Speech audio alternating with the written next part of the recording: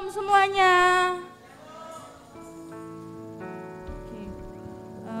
Hari ini kita mau beribadah lagi, kita satukan hati untuk beribadah minggu kali ini. Mari kita angkat satu pujian.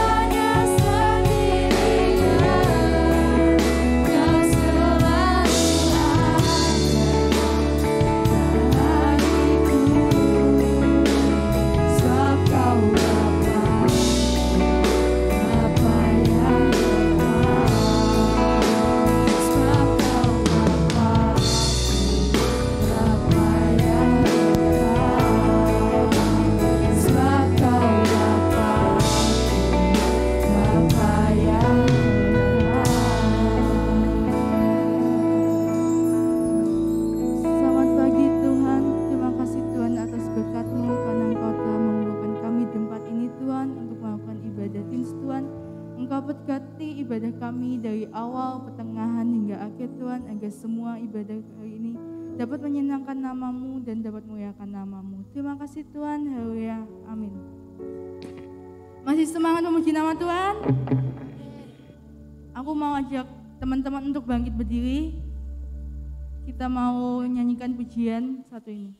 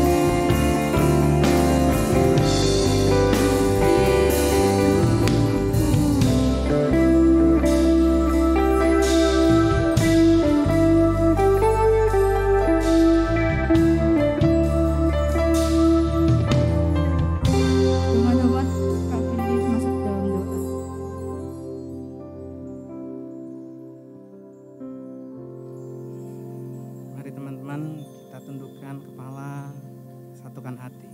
Renungkan sejenak kebaikan Tuhan dalam kehidupan kita. Kavin dikasih waktu sebentar. Kalian boleh hirup nafas yang boleh kalian nikmati di pagi hari ini. Kalian boleh ada di sini. Bukankah itu semua karena kemurahan Tuhan? Haleluya. Ya wasikarawatakarabasi. Ya sikarawatakarabashi. Ya wasikarawatakarabashi. Haleluya. Ya batakanabasi. Ya Bapa yang baik. Pada pagi hari ini kami datang semua kepadamu Tuhan. Merendahkan diri. Semua karena kemurahan-Mu Tuhan. Semua karena keajaiban kasih-Mu atas hidup kami Tuhan. Haleluya. Engkau yang terbaik. Tuhan, pada pagi hari ini kami mau cari Engkau Tuhan. Kami gak mau jadi anak-anak atau murid yang hanya mendengarkan. Kami juga mau bersorak-sorai. Kami juga mau bersukacita. Kami mau sediakan hati kami. Mau sediakan telinga kami. Tubuh, jiwa, roh kami ini milik-Mu Tuhan. Tuhan Yesus, pada pagi hari ini kami semua berseru padamu. Ya Aba, ya Bapa. Tuhan, bantu kami untuk menjadi pelaku firman-Mu. Terima kasih Yesus, terima kasih buat pujian yang menyenangkan hati-Mu, buat hadirat, buat kuasa-Mu. Tuhan, bekerjalah sepenuhnya dalam kehidupan kami. Masih ada firman yang akan mau dibagikan untuk kami Tuhan. Bajak hati kami dengan yang terbaik daripada-Mu Tuhan. Sehingga firman itu ditaburkan di tanah yang terbaik dan menghasilkan buah-buah yang baik. Terima kasih Yesus, terima kasih. Terpujilah nama-Mu dari sekarang dan sampai selama-lamanya. Dalam nama Tuhan Yesus Kristus, kami ucap syukur dan berdoa. Haleluya. Amin. Shalom. Halo. Shalom. Aduh. Haleluya. Oke, selamat datang teman-teman. Thank you, kalian boleh ikut hadir pada pagi hari ini. Kita mau belajar, masih temanya pahlawan yang penuh dengan roh. Cuma hari ini tema khusus ya, tema spesialnya mendukakan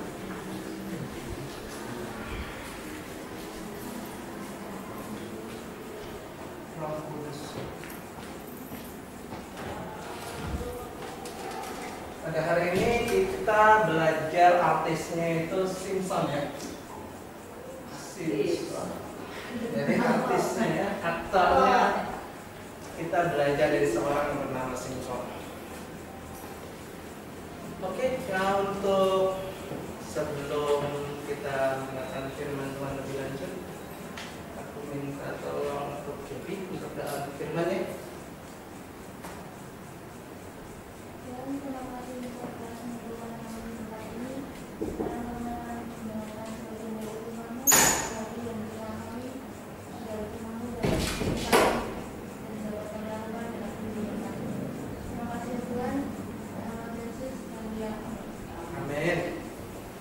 Bahan kita ada di dalam Hakim-Hakim.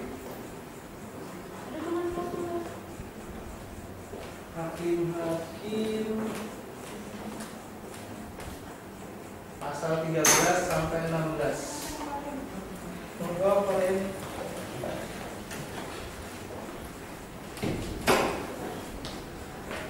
Menurut kalian apa itu arti kata mendukakan?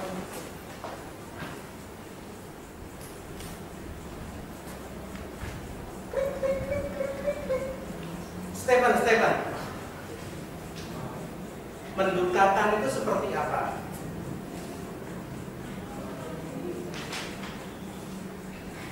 Mengecewakan. Mengecewakan. Oke, mendukakan, mengecewakan ya. Kak Fendi nggak perlu kayaknya untuk mengartikan secara bla bla bla. Kalian pastinya pernah menghadiri suatu pemakaman, suatu hal yang membuat kalian rasanya berduka. Berduka itu bisa diartikan secara Kafendi mengartikan sedih yang mendalam, ya, sedih yang mendalam. Di sini dikatakan tema pada pagi hari ini, tema spesialnya adalah mendukakan Roh Kudus. Bahannya ada di dalam Hakim-Hakim 13 ayat 16. Kafendi gak akan minta kalian untuk membaca, tapi Kafendi sangat berharap setelah pulang dari ibadah pada pagi hari ini setelah minggu, kalian bisa membaca yang lebih lanjut.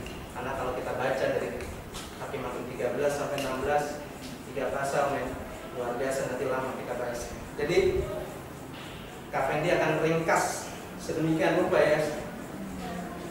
Kafendi berdoa kalian juga menyampaikan firman bisa sederhana mungkin, kalian bisa terima dengan baik. Jadi Israel melakukan apa yang jahat di mata Tuhan. Selama 40 tahun mereka harus dijajah oleh bangsa Filistin. Dan di saat itu juga Tuhan memberi seorang dari keturunan dari Sora, dari keturunan dan seorang yang mandul. Tuhan beri seorang anak dan lahirlah yang namanya Simson. Di dalam lahirnya Simson, dia sudah ditetapkan sebagai nasir Allah. Di dalam Hakim-Hakim 13 ayat 7, Hakim-Hakim 13 ayat 7, saya minta dong salah satu dari kalian untuk membacakan Hakim-Hakim 13 ayat 7. Hakim-Hakim 13 ayat 7.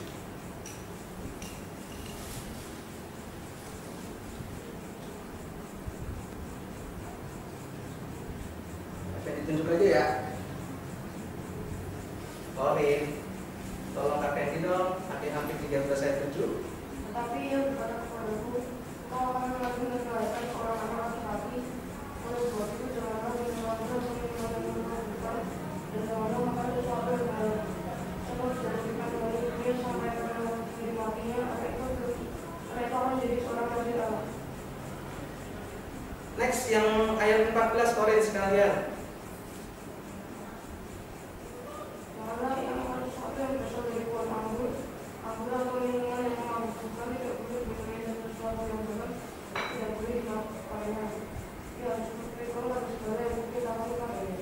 Oke, jadi Simson lahir sebagai hakim di masa itu setelah penjajahan Filistin selama 40 tahun karena Israel berbuat jahat di hadapan Tuhan.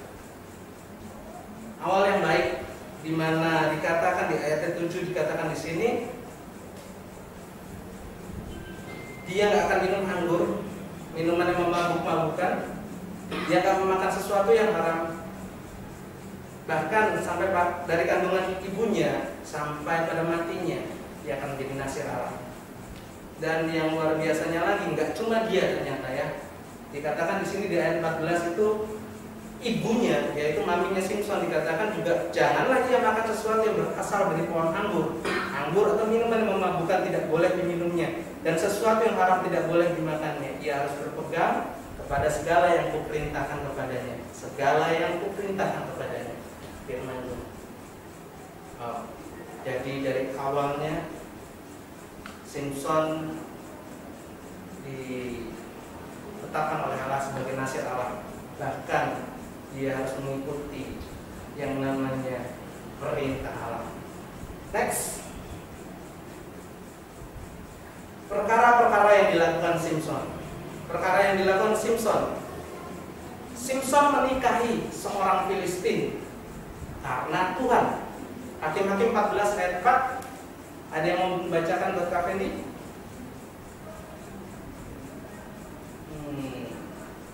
Minta tolong istri saya aja. Hakim-Hakim 14 ayat 4.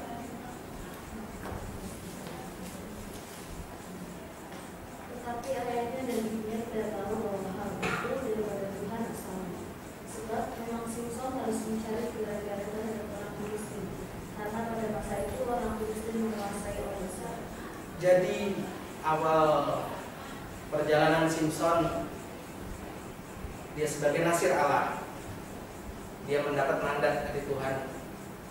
Nggak secara harafiah ya, dikatakan Simson pergi ke Timna dan di situ dia melihat seorang gadis Filistin. Ia pulang dan memberitahukan kepada ayahnya di ayat 2 supaya dia mendapatkan istri dari orang Filistin tersebut. Tapi ayah ibunya nggak tahu gadis tersebut itu sebagai alatnya Tuhan untuk menghancurkan bangsa Filistin. Yang kedua, Simson diikat oleh bangsanya sendiri, ada di dalam Hakim-Hakim 15 ayat 11 dan 12. Nanti Kak Fendi minta tolong Pak Nuh untuk membacakan Hakim-Hakim 15 ayat 11 dan 12. 11. Ya, ayat 11 dan 12. Kemudian turunlah 3.000 orang dari suku Yehuda di gunung Ketan dan berkata kepada Simson, tidaklah kau ketahui bahwa orang Filistin berkuasa atas kita? Apakah juga yang telah kau perbuat terhadap kami? Tetapi jawabnya kepada mereka, seperti mereka memperlakukan aku, demikianlah aku memperlakukan mereka. Ya, ayat 12. Kata mereka kepadanya, kami datang ke sini untuk mengikat dan menyerahkan engkau ke dalam tangan orang Filistin. Tetapi jawab Simson kepada mereka, bersumpahlah kepadaku bahwa kamu sendiri tidak akan menyerang aku. Yes, thank you Pak Ibe. Jadi di sini ceritanya istrinya orang Filistin itu dibakar hidup-hidup sama orang-orang Filistin karena tadi kan ceritanya yang di ayat sebelumnya, di pasal sebelumnya dikatakan memang Tuhan menyuruh Simson dalam harafiah ya untuk menikahi orang Filistin untuk membuat gara-gara ya. Jadi di ayat di pasal 15 ini dikatakan bahkan karena buat gara-gara di situ kan bangsa Israel dijajah oleh bangsa Filistin. Di saat itu istilahnya bangsa Israel itu hopeless ya, hopeless. Dia oleh karenanya dia datang ke Simson. Simson nggak mungkin istilahnya melawan bangsanya sendiri. Jadi dia bilang karena kamu melakukan hal tersebut membuat bangsa Israel menderita. Oke. Next. Yang ketiga, Simson tertarik dan menghampiri perempuan sundal. Hakim-Hakim 16 ayat 2 sampai 3. Nanti belakangnya Eli. Kak Fendi nggak ingat namanya nggak? Tahu belum? Nanti kita kenalan. Oke. Hakim-Hakim 16 ayat 2 sampai 3. Angel ya. 2 dan 3. Ketika diberitahukan kepada orang-orang Gaza, Simson telah datang ke sini, maka mereka menghubung tempat itu dan siap menghadap dia di malam-malam itu di pintu gerbang kota. Tetapi si malam-malaman itu mereka tidak berbuat apa-apa karena pikirnya nanti pada waktu fajar tidak akan membunuh dia. Tetapi Simson tidur di situ sampai tengah malam. Pada waktu tengah malam mengular ia, dibukanya kedua pintu gerbang kota itu dan kedua tiang pintu. Dicabutnya semuanya beserta palangnya, diletakkannya di atas kedua bahunya, lalu semua itu diangkatnya ke puncak gunung yang berhadapan dengan Hebron. Oke. Jadi ini kisah selanjutnya ada di Hakim-Hakim 16. Dikatakan Simson di ayat 1, kalian bisa baca. Ada suatu kali ketika Simson pergi ke Gaza, dilihatnya di sana seorang perempuan sundal lalu menghampiri dia. Oke, ini kejadian ketiga yang Kak Fendi boleh dapatkan. Simson tertarik dan menghampiri perempuan sundal. Dan yang keempat, Simson jatuh cinta kepada Delia. Delia mengkhianati Simson, lebih parahnya karena uang. Hakim-Hakim 16 ayat 5. Hakim-Hakim 16 ayat 5. Sebelahnya Angel boleh? Sebelah. Dari selatan ya? Ya, selatan atau barat? Kanannya dari Kak Fendi bis. Lalu datanglah raja-raja kota orang Filistin kepada perempuan itu sambil berkata, "Cobalah tujuk dia untuk mengetahui karena apakah kekuatannya demikian besar, dan dengan apakah kami dapat mengalahkan dia, dan mengikat dia untuk menundukkannya. Maka kami masing-masing akan memberikan 1.100 uang perak kepadamu." Oke, di sini dikatakan Simson jatuh cinta pada seorang yang bernama Delila. Delila mengkhianati Simson, dan lebih parahnya, demi uang, Simson jatuh cinta pada seorang perempuan, dan demi uang dia mengkhianati Simson. Luar biasanya, ada 3 kali Delila menanyai Simson mengenai rahasia kekuatannya, dan 3 kali pula Simson memberikan jawaban yang tidak benar.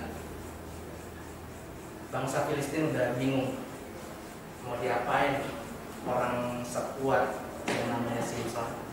Bingung banget.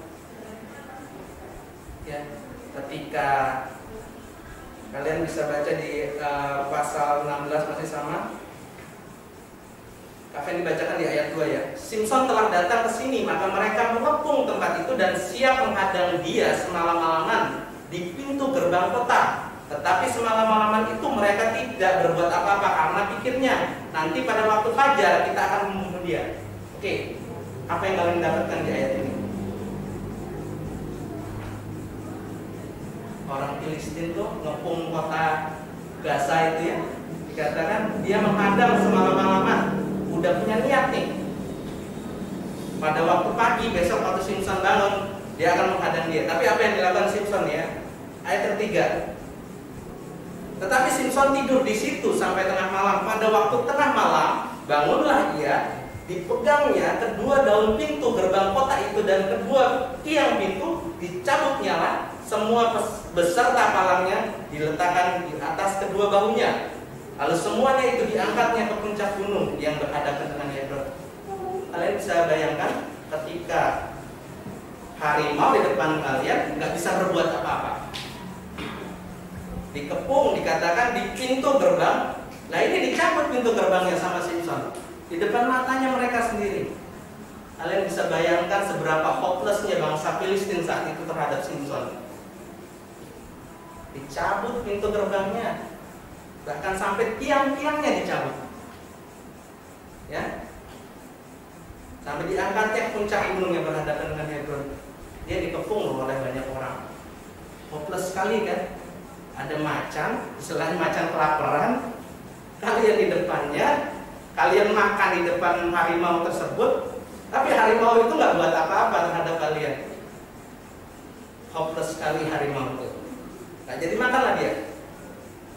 Kita masih membaca pembahasan firman ya. And then tadi katanya 3 kali Delila menanyai Simson. Jadi ada 3 kali Delila tuh ceritanya udah di KKN lah ya. Ayolah kamu tanyain Simson untuk mengetahui rahasianya, kekuatan dia. 3 kali pertanyaan itu ada di dalam ayat 6 sampai 14. Apa yang dibacakan aja secara sepintas. Ceritakanlah kiranya kepadaku. Pertanyaan pertama ya, karena apakah kekuatanmu demikian besar dan dengan apakah engkau harus diikat untuk ditundukkan? Jawab Simson kepadanya, jika aku diikat dengan 7 kali busur yang baru yang belum kering, maka aku akan menjadi lemah dan menjadi seperti orang lain manapun juga. 1.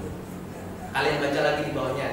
Tapi bohong. Next, nomor 2. Sesungguhnya engkau telah mempermainkan dan membohongi aku. Sekarang ceritakanlah kiranya kepadaku dengan apa engkau dapat diikat. Jawab Simson kepadanya. Dijawab lagi sama Simson, jika aku diikat erat-erat dengan tali baru yang belum dipakai untuk pekerjaan apapun, maka aku akan menjadi lemah dan menjadi seperti orang lain manapun juga. Tapi bohong. Next, 2 lagi. Tanya lagi ketiga, sampai sekarang kau mempermainkan dan membohongi aku. Ceritakanlah kepadaku dengan apakah kau dapat diikat. Jawabnya kepadanya, kalau engkau menenun 7 rambut jalinku bersama-sama dengan nusin lalu mengokokkannya dengan batok, maka kau menjadi lemah dan menjadi seperti orang lain manapun juga. Ya karena rambutnya Simson panjang, dikepang gitu ya, udah dikepang karena panjang, ditutupin sama patok. Lucu kan kalau kalian bayangkan ya, betapa panjangnya itu rambutnya Simson kan. Saya lihat kalau bayangin kayaknya lucu juga. Orang digulung, diikat, tunjukin mantap. Delila bilang, ayo, Simpson dari mana nih?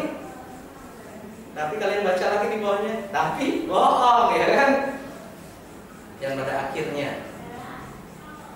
Simpson jatuh, ya kan?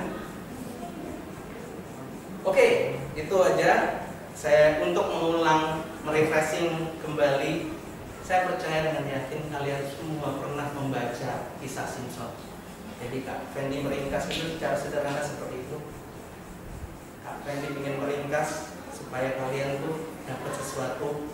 Mungkin oh ya dulu ternyata nggak cuma satu perempuan dalam hidupnya Simpson. Nggak cuma Delila, ternyata ada beberapa perempuan ya. Itu aja. Sekarang kita mau membanding-bandingkan ayat ya. Kita membandingkan ayat di Hakim 14 ayat 6 dan 19. Yuk buka pasal 14.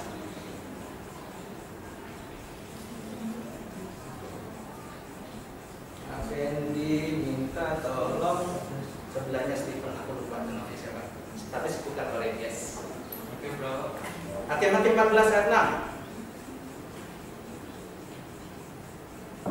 Pada waktu itu kuasalah Tuhan atas dia, sehingga singa itu ditabiknya seperti orang tabik anak kambing tanpa apa-apa di tangannya, tetapi tidak diceritakannya kepada ayahnya atau ibunya apa yang dilakukan itu. Next ayat 19. Tolong lebih keras lagi jadi teman-teman bisa dengar ya. Maka berkuasalah roh Tuhan atas dia.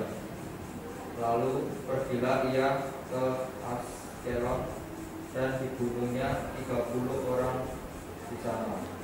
Diambilnya pakaian mereka dan diberikannya pakaian-pakaian kebesaran itu kepada orang-orang yang dapat memberi jawab teka-teki itu. Tetapi amarahnya masih juga bernyala-nyala. Lalu pulanglah ia ke rumah ayahnya. Next ke pasal berikutnya, Hakim-Hakim 15 ayat 14.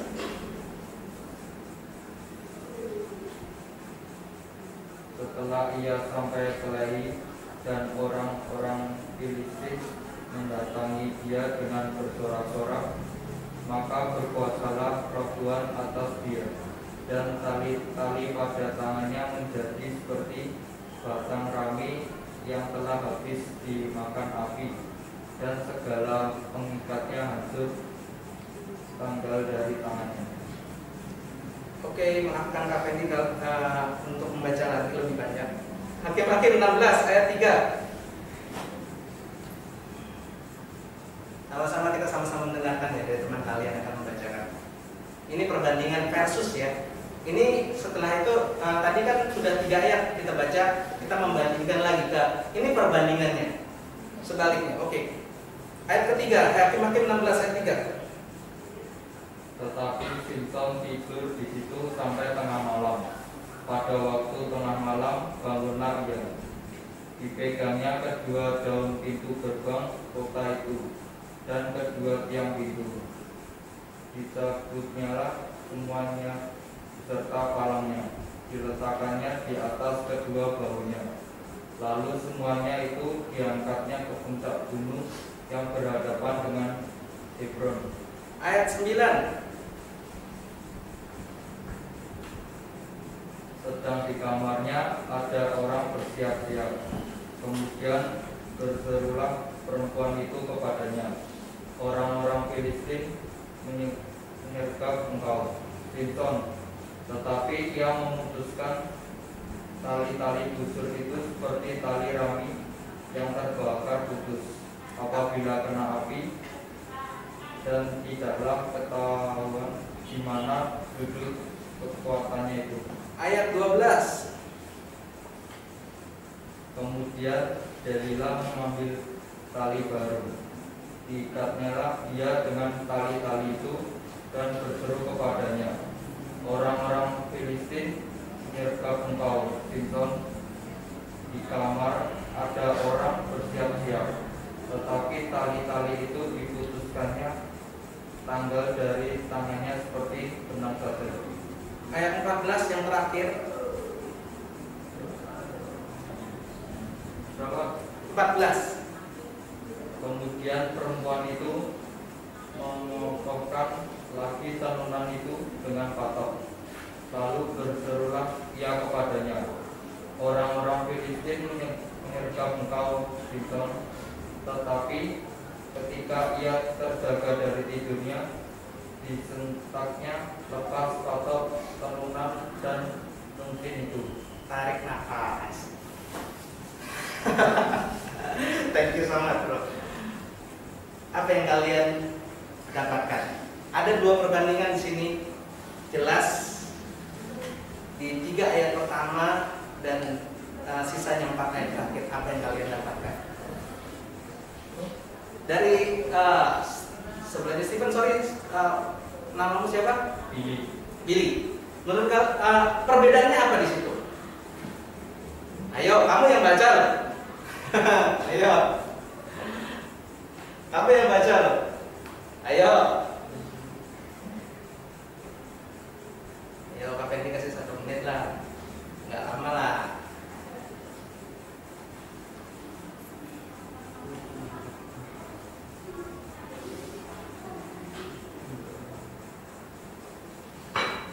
Kerjasama sama Stephen.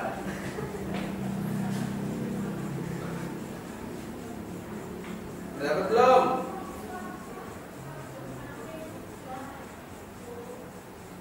Udah dapat belum?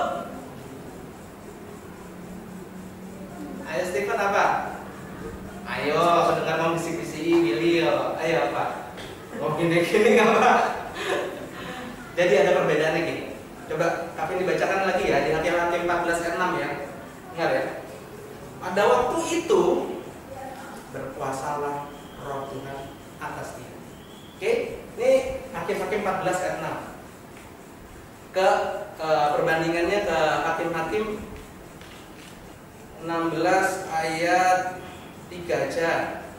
Tetapi Samson tidur di situ sampai tengah malam. Pada waktu tengah malam bangunlah ia, dipegangnya kedua daun pintu gerbang kota itu, dan kedua tiang pintu itu dicabutnya lah, semua beserta palangnya diletakkannya di atas kedua bahunya. Lalu semuanya itu diangkatnya ke puncak gunung yang berhadapan dengan Hebron. Ada perbedaan? Ada? Adakah?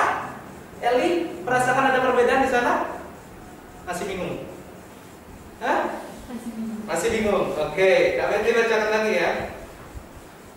Ya, bentar. Di ayat 14 ayat 6 jelas. Pada waktu itu berkuasalah Roh Tuhan atas dia. Dan 10 itu buktinya. Di saat yang perbandingan di Hakim-Hakim 16 ayat 3, adakah berkuasalah Roh Tuhan atas Samson? Cari. Adakah? Tidak ada. Next di ayat yang ke 9. Coba. Adakah di situ juga tertulis berkuasalah Roh Tuhan atas Samson? Adakah? Sorry? Tidak ada. Next di ayat yang ke 12. Stephen, adakah di situ berkuasalah Roh Tuhan atas Samson? Tidak ada. Dan ayat yang ke-14 juga sudah pasti tidak ada. Oke. Begitu pentingnya Roh Tuhan dalam kehidupan kita sebagai orang-orang percaya. Di dalam Galatia 5 ayat 19. Galatia 5 ayat 19, ini kata akan dibacakan saja dia cepat. Galatia 5 ayat 19. Perbuatan daging telah nyata, yaitu percabulan, kecemaran, hawa nafsu, penyembahan berhala, sihir, perseteruan, perselisihan, iri hati, amarah, kepentingan diri sendiri, percideraan, roh pemecah, kedengkian, kemabukan, pesta pora, dan sebagainya. Oke. Saya rasa tentang perbuatan daging ini sudah di awal-awal minggu awal tentang pahlawan yang penuh dengan roh. Saya rasa kalian pasti dapat clue-nya juga ketika kalian membaca perbuatan daging apa sih yang dibuat Simpson. Percabulan, kecemaran, hawa nafsu.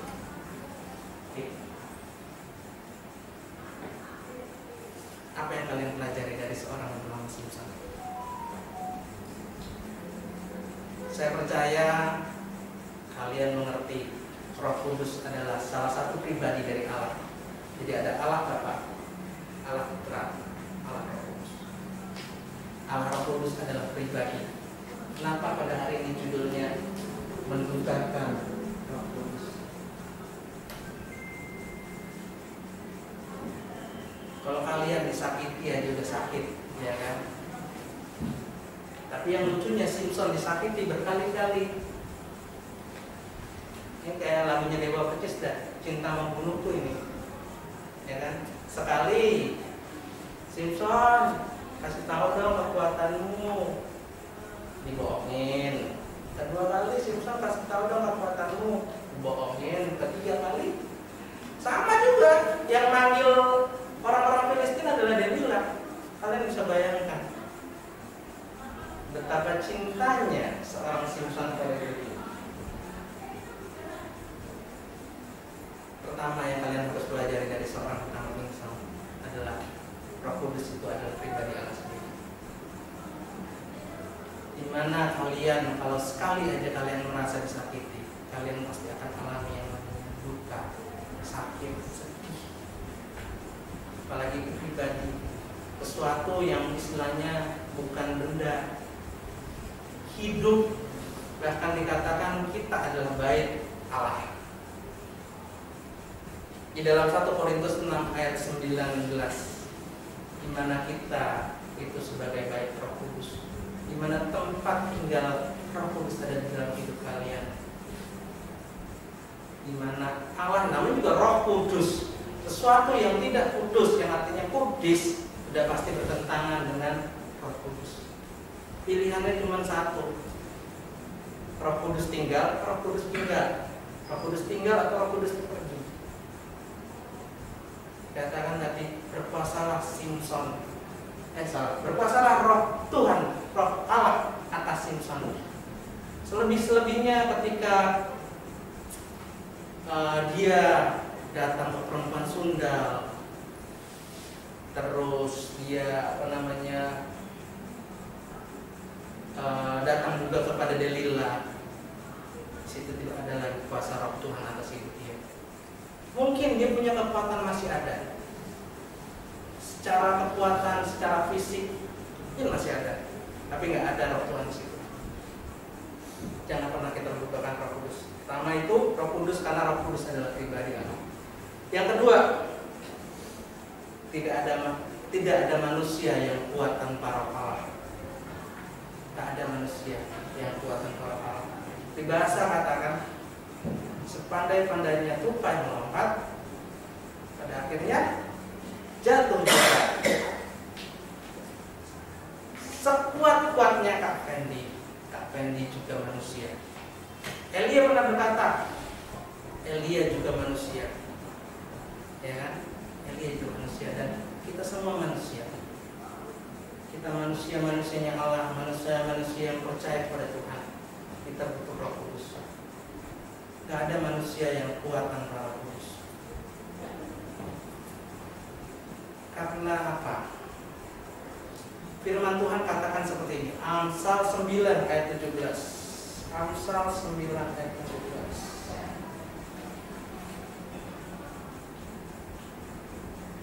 Oke, sebelahnya kiri, adiknya bisa.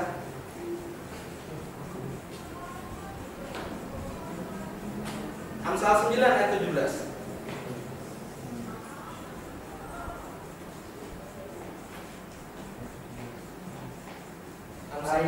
Ayat yang manis dan roti yang dimakan dengan sungguh-sungguh lezat rasanya. Yes. Segala perbuatan daging, segala perbuatan dosa itu manis. Manis di awal, tapi dan enak. gitu kan? Gak ada perbuatan dosa yang gak enak, gak ada. Makanya Simpson bisa jatuh dan terus jatuh. Pertama kali mungkin dia datang ke seorang perempuan sundal, dia menghampiri seorang perempuan sundal. Oke, masih kuat.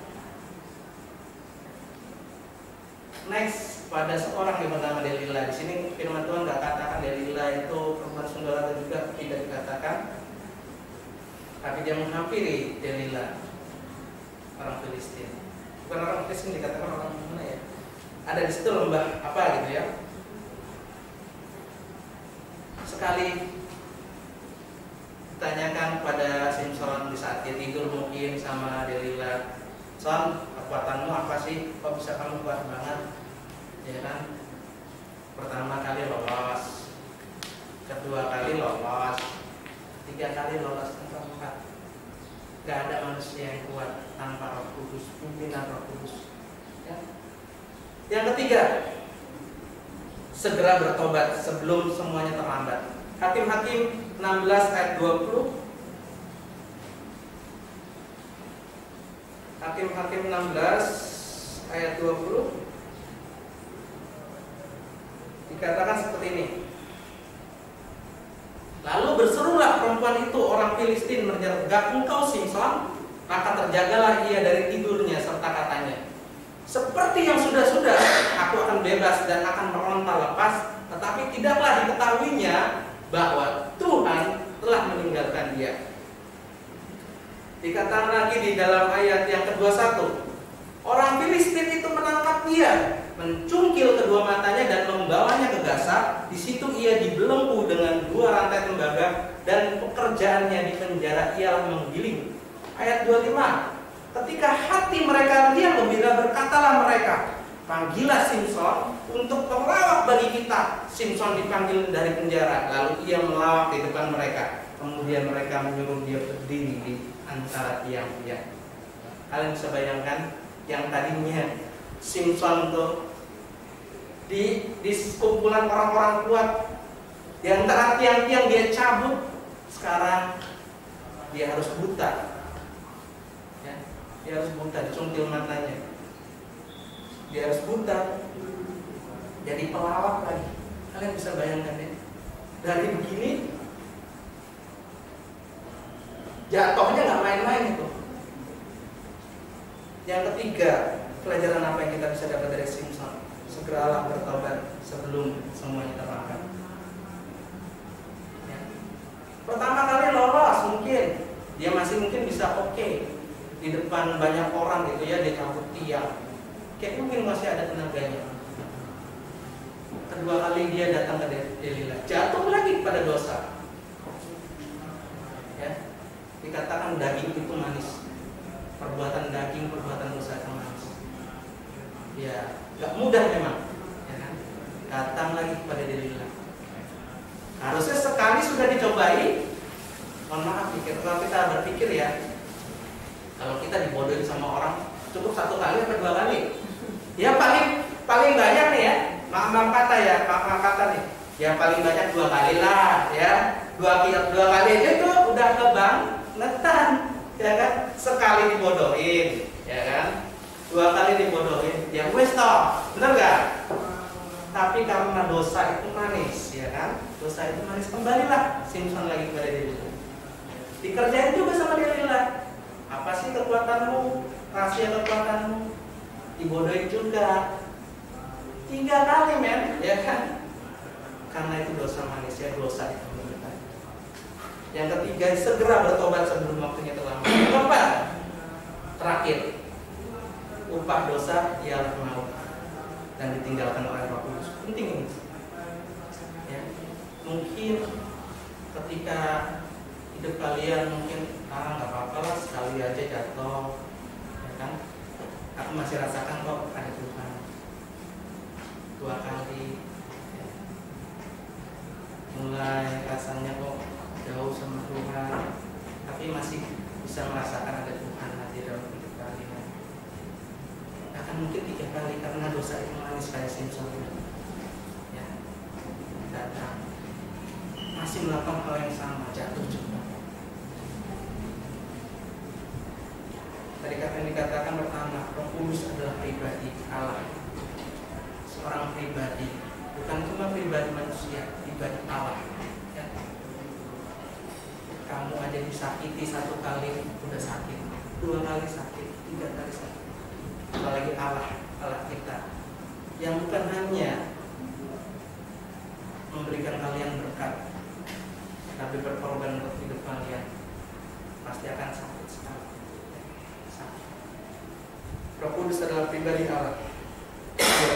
Tidak ada manusia yang hidup tanpa Roh Kudus. Tidak ada manusia yang hidup kuat tanpa Roh Kudus. Kenapa Simpson bisa kuat? Karena Allah, karena ada yang berkuasa atas itu. Berkuasalah Roh Allah atas Simpson. Ya. Karena ada Roh Allah yang berkuasa atas hidupnya, Simpson kuat.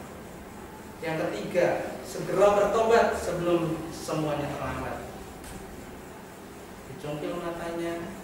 Coba kalau Simpson nggak on banget ya, maaf katanya, nggak on banget. Ya 2 kali lah ditipu, dibodoh-bodohin sama Delila. Udah cukup lah. Udah, kamu kayaknya cuman ini doang sama saya, nggak cinta sama saya, kan begitu kan?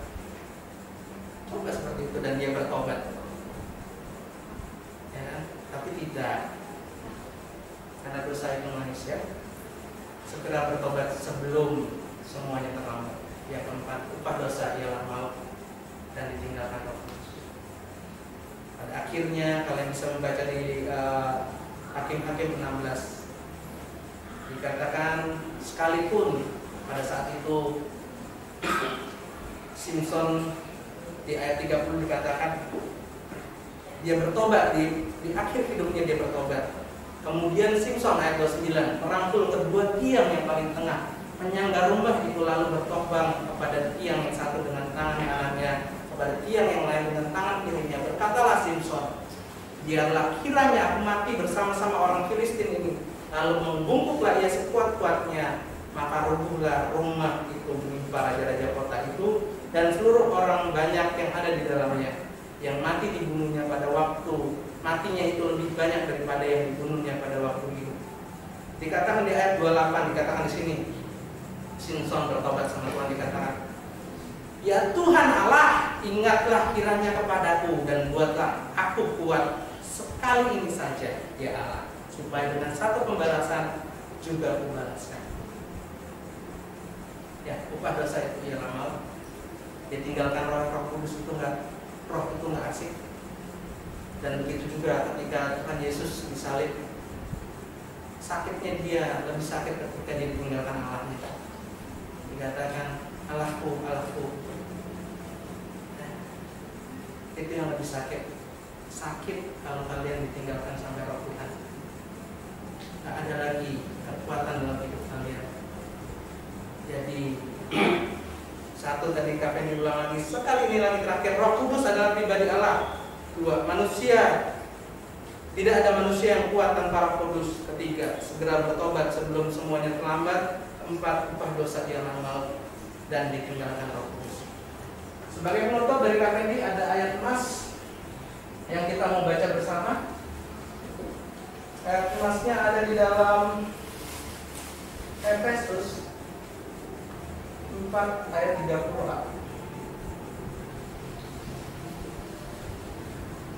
Oke, kita sama-sama buka, kita sama-sama berdiri, kita baca bersama-sama.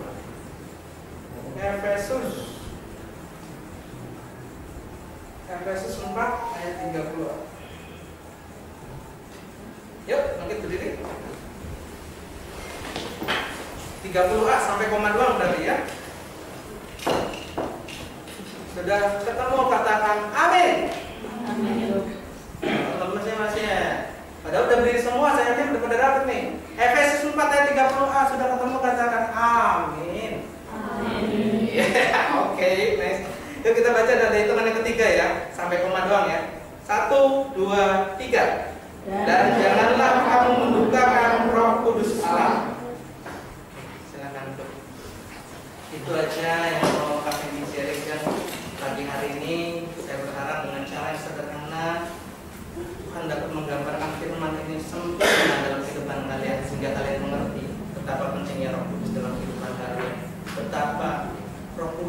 membuat kalian tetap bisa melangkah sampai pada hari ini. Dan Tuhan masih ada beri kesempatan buat kehidupan kalian, sehingga kalian gak jatuh di dalam lagi. Oke, itu aja. Saya kembalikan kepada Tante Sul. Terima kasih Pak Fendi. Pesan firman Tuhan sangat jelas itu dengan ayat Mas. Jadi apa? Kata perintahnya apa? Janganlah.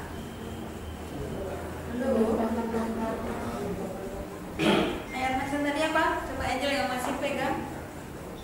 Efesus 3, Efesus 4 ayat 30a. Barusan loh ini. Tadi belum dapat. Oh, tadi belum dapat. Oke, ya, untuk tante ulang. Efesus 4 ayat 30a. Dan janganlah kamu lupakan Roh Kudus Allah. Makasih Mbak Desa. Janganlah, itu satu kata perintah. Kata perintah sesuai judulnya hari ini. Yang mendukakan Roh Kudus tadi siapa? Simpson. Ada aliran yang berkata yang percaya akan hyper grace.